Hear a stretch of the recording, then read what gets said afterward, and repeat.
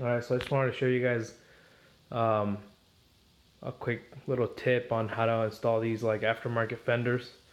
So this is my Yamaha XT200. It's a 1982. So original fender isn't even made anymore. Uh, you can find them on eBay, but they're all from 1980. They're all brittle, and this is the original one. I had to cut the end off because it broke, and they're just ugly in general. I don't like them, you know. If you do like them, that's your preference, but it's my bike, so I can put whatever I want on it. So I've done a lot of work to this bike. When I picked it up literally in boxes. Engine was completely torn apart, seat was non-existent, everything had been ripped out. And one of the things I hated the most was the original fender. It was real narrow, and it just came out like way out here. So I started looking at aftermarket fenders, and I found this UFO fender. I forget what they call it, but it's a UFO fender. They go for about 20 bucks. So I decided to pick it up. The only issue that I had with this one is this part right here is real narrow. So right in here. So the fender doesn't sit all the way flush with the holes. You can see the thread right there. So what I'm doing is I'm going to use a couple spacers, maybe 1/4 inch spacers, maybe like slightly smaller, to bridge that gap right there and make sure it's pretty tight now, but I'd rather have a nice spacer there. That way it's all real tight. But the trick that I did is I basically mocked it up. I put it on the bike. I decided what my back gap was going to be. I decided to go with, I don't know, once it's all tightened up, it should be about maybe 1/4 inch, maybe 1/2 inch, somewhere around there. And then I picked 2 points on the front of the fender. I marked them, I measured a couple different spots. I made sure that these 2 points were good. Then I put a piece of tape across them. That got me my straight edge here. And then what I did is I took the old fender that has the 4 holes that I need to drill out. I sat this on top of that. I used that blue tape so where it showed exactly the same amount on both of the front holes. And then I pinned the middle, or I put a dimple in the middle, drilled out my holes, and they lined up perfectly every time. Fender looks pretty straight, as you can tell on the tire. Might need to go a little bit that way, but once I put the spacers and tighten everything up, I can make final adjustments. But if you get one of these fenders and your forks are maybe a little too narrow, this has still got some gap right here between the forks, so I'm not too concerned. It's just the angle of the triple clamp right here that's affecting it, but spacer will make that work. So yeah, this is just the UFO universal fender, about 20 bucks.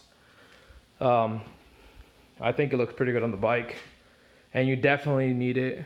I ran with this broken, ugly one for a while. The moment I hit mud and water, it just would literally fling the mud up into the headlight and into me. So definitely a good upgrade. I already did it on my 250. My 250 is basically the test child for everything. She ends up getting all the parts first, and then if I like what they look like, then I do it on the 200. But the 250 is also at the 1980 XT250 custom tank. Right now the carburetor's out of it because I'm getting that rebuilt, or I'm rebuilding it right now. Got a tail bag on it. And this thing's running perfectly. I also did aftermarket bars on it because I hate the real flimsy steel ones that it had. Other than that, the bars are aftermarket, and then the fender's aftermarket. I really like the way it looked on this one, so I thought I might order another fender and do it on the 200. This one actually bolted up perfectly. I didn't have to put any spacers or anything. There's plenty of gap right here. It doesn't rub up against the boots. So if you have a an 80s XT250 and you need a front fender, these UFO fenders I think look really good. and they do the job really well. Yeah, this has got like a custom wrapped exhaust. That's powder coated, match the tank. I'm gonna get the handlebars powder coated, and then eventually I'm gonna do an upgrade on the triple clamp to like a more modern, I think it's like a 2017 Honda CRF 250 triple clamp. I actually have it over there, if you can see it. It's over there, along with the old tank. But I'm gonna upgrade, and I'm gonna do the fork upgrade. That way I can do modern rims and brakes in the front. I currently still run the drum. They work pretty well. I have no complaints, but if I can run hydraulic brakes in the front, it definitely help out.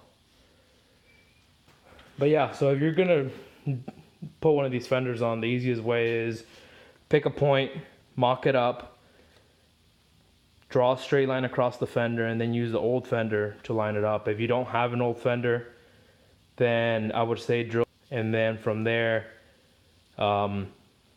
try to square it up as much as you can, put a bolt through it, tighten it up by hand, and then just eyeball it. Stand back, see where it's at, and then maybe try to put a pin or a mark or something through the other hole, and then slowly just work your way back. But if you have the old fender, or at least this part of the fender, use the pre-existing holes. Or you can always do what I did with this one, is drill a slightly bigger hole that gave you a little bit of play by moving the fender around, because I had a little little bit of play. So yeah, if you have any questions, go ahead and ask me. I'll try to post whatever I can. Thanks.